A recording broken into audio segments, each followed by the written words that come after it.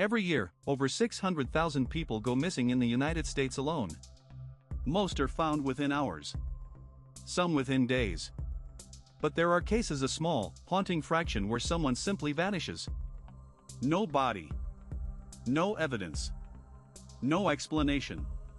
One moment they exist. The next, it is as if they were erased from reality. Tonight, we are looking at 5 of the most baffling disappearances in modern history. 5 people who walked out of their ordinary lives and into absolute nothing. And I need to warn you, not a single one of these cases has been solved. On the night of April 1, 2006, a 27-year-old medical student named Brian SHAFFER walked into a bar in Columbus, Ohio. He was seen on security cameras entering the Ugly Tuna Saloon around midnight with 2 friends. He was captured on camera talking to people, having a good time, standing near the entrance. And then nothing. Brian SHAFFER was never seen on camera leaving the bar. Not through the front door. Not through the back. Not through any exit. The bar was on the 2nd floor of a building with limited exits, all of which had surveillance cameras. Every single frame of footage was reviewed. He entered. He did not exit. And yet, when the bar closed, Brian SHAFFER was not inside. Now, the obvious explanation is that there was a camera blind spot or a moment of footage that was missed. That is possible. But here is what makes this case truly unsettling. Brian was 2 weeks away from graduating medical school. He had just lost his mother to cancer and was described as devastated but moving forward. He had a girlfriend. He had a future. There was no indication whatsoever that he wanted to disappear. His father, Randy SHAFFER, spent years investigating on his own. He hired private investigators. He appeared on national television. He never found a single trace of his son. Randy passed away in 2008 without ever learning what happened. The Columbus police had never named a suspect. There is no body. No crime scene. No evidence of anything at all. A man walked into a bar and ceased to exist. That is not a riddle. That is a real case that remains open to this day. On July 8, 2014, a 28-year-old German tourist named LARS was on vacation in Bulgaria with friends. During a night out in the resort town of Golden Sands, LARS got into a fight and suffered a ruptured eardrum. His friends flew home as planned, but LARS stayed behind because a doctor advised him not to fly with his injury. And this is where his behavior became deeply strange. LARS called his mother and told her he did not feel safe. He said people were following him. He asked her to cancel his credit cards. He moved hotels. He seemed paranoid, agitated, not himself.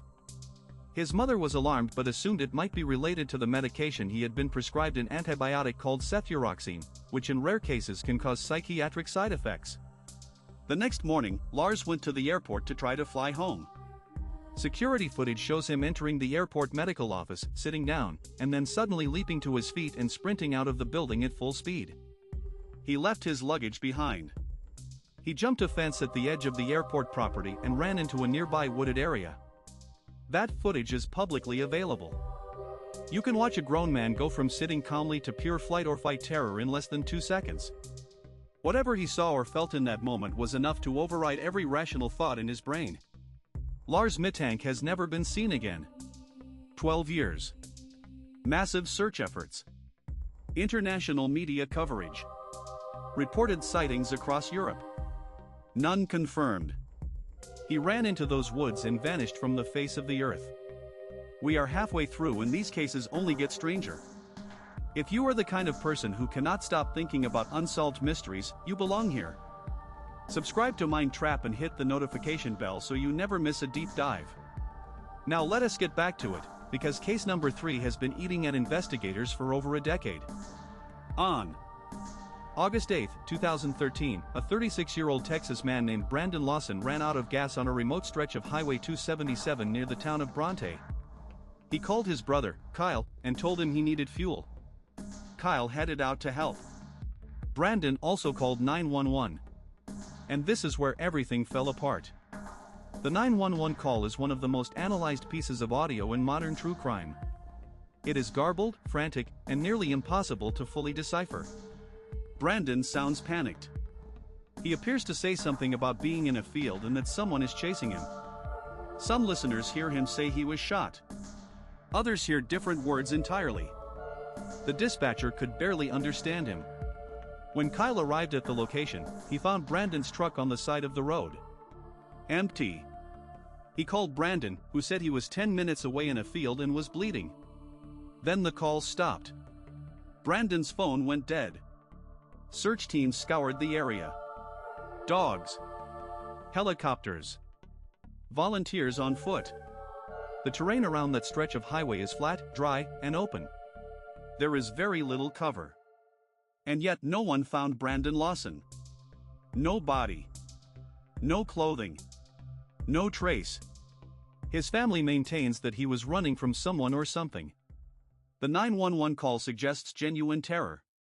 But the counterargument is grim. The area is full of oil fields, abandoned wells, and rough terrain that could swallow a man at night. In 2022, human remains were found near the area, but DNA results linked to Brandon have been disputed by some family members. Even now, the full truth remains elusive. On March 22, 2011, 24-year-old Rebecca Coriam was a youth activities worker aboard the Disney Wonder cruise ship, sailing off the coast of Mexico. She had spoken with her parents the day before and seemed fine. The next morning, she missed her shift. A review of the ship's CCTV showed Rebecca at around 5:45 a.m., making a phone call from a crew area on Deck 5. In the footage, she appears visibly distressed, holding her head, seemingly emotional. After the call, she walked out of frame. That was the last confirmed sighting of Rebecca Coriam. Disney's official position is that Rebecca likely fell overboard. But her family has spent years pointing out inconsistencies. The area where she was last seen was not near a railing that someone could accidentally fall over. Her belongings were found neatly arranged in her cabin. A pair of her shorts was reportedly found on the deck of a crew member's cabin, a detail that raised serious questions about what happened in the hours before her disappearance. The investigation was handled by the Bahamas, as the ship was registered there, and Rebecca's family has publicly described the investigation as inadequate. No body has ever been recovered. The Pacific Ocean, of course, is vast, and finding someone who goes overboard is nearly impossible.